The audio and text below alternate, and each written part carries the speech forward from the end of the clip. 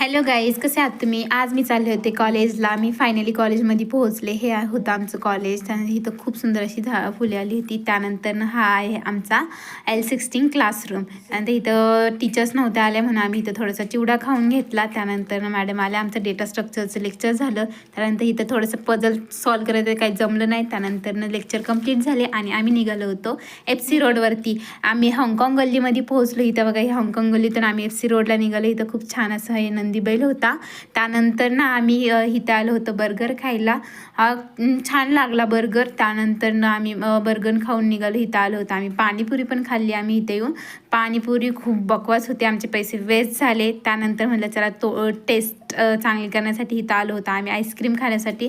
आईस्क्रीमची price बघून आम्ही परत रिटर्न निघालो. मग इथं आम्ही फायनली ही आईस्क्रीम घेतली आणि आईस्क्रीम खाल्ली वगैरे इथं बसून. त्यानंतर ही पर्स खूप सुंदर होती, एवढी महाग होती. 800 रुपयाला ही पर्स होती.